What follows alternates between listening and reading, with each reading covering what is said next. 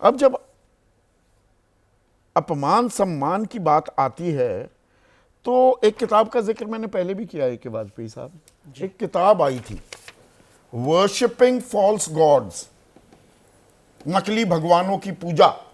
बहुत सरल और साधारण सा अगर मैं अनुवाद करूं, 1997 में यह किताब आई, अरुण शौरी ने लिखी ये किताब, जो 1998 से 2010 तक 2 बार राज्यसभा के सांसद रहे और अहम मंत्रालयों में कैबिनेट मंत्री रहे अटल बिहारी वाजपेयी सरकार में। कोई गलत जानकारी तो नहीं दे रहा? बिल्कुल ठीक है। इस किताब में उन्होंने जिन डॉक्टर भीमराव अंबेडकर के बारे में सब उनके सम्मान में कसीदे पढ़ रहे हैं, क्या कहा? Doctor Bhimrao Ambedkar is a self centered, आत्ममुग्ध, आत्म केंद्रित, लालची, अनपेट्रियोटिक, देशद्रोही, देश विरोधी, पावर हंग्री, एंटी नेशनल, सत्ता के लिए भूखा, देश के खिलाफ जाने वाला, अ स्टूज ऑफ द ब्रिटिश, गोरों का गुलाम, जिसने ही अपोज द फ्रीडम स्ट्रगल, स्वतंत्रता संग्राम का विरोध किया, collaborated with the British for material gains,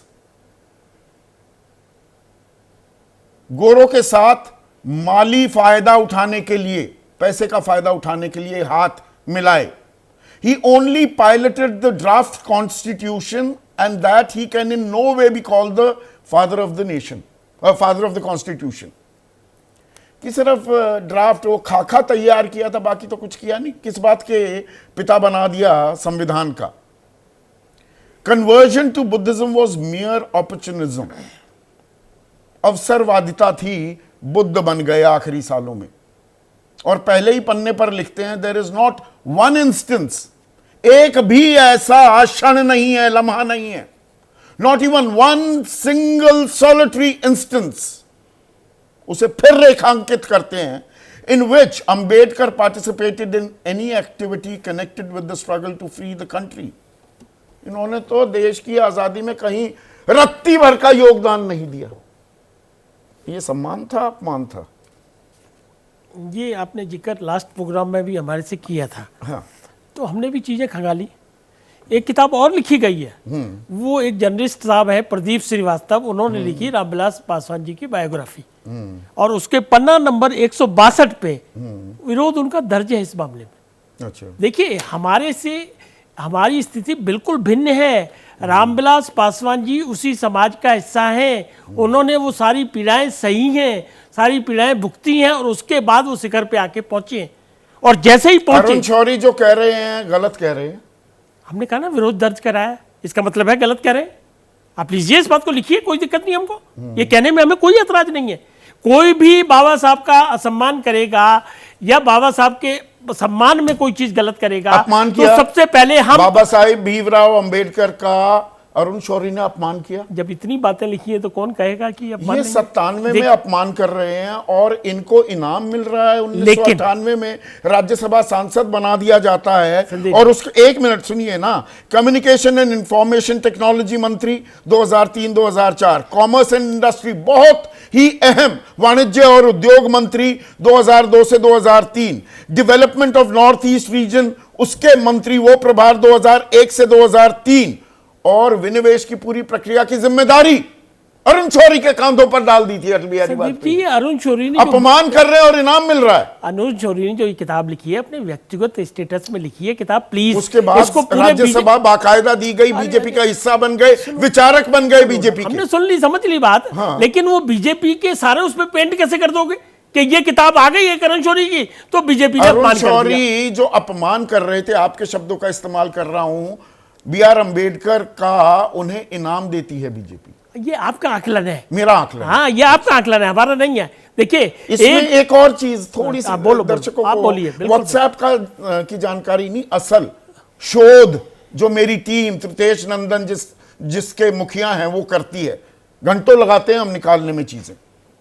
Ajit Jogi 1997 में जब ये किताब आई, मॉनसून सत्र में राज्यसभा में इस किताब को बैन करने, प्रतिबंधित करने का प्रस्ताव लाते हैं।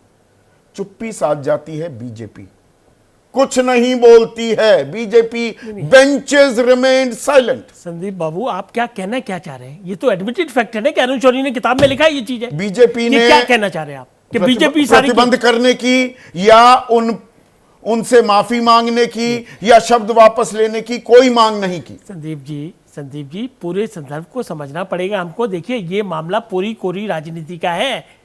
देखिए, कांग्रेस छटपटा रही है मुद्दों को लिए और कांग्रेस को कोई मुद्दा मिलके दे नहीं रहा है।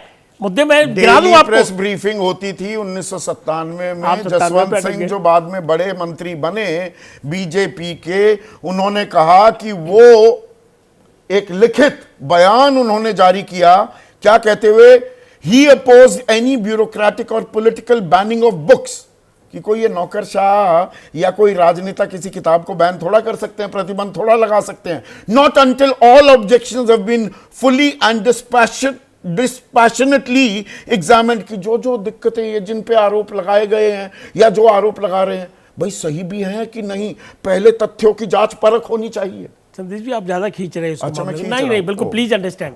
इसको पूरे बीजेपी पे एंटर ना करिए प्लीज।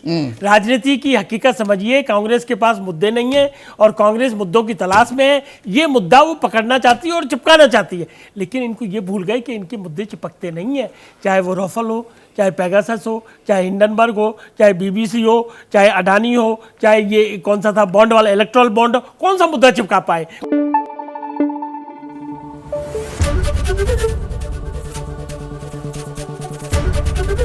एबीपी न्यूज आपको रखे आगे।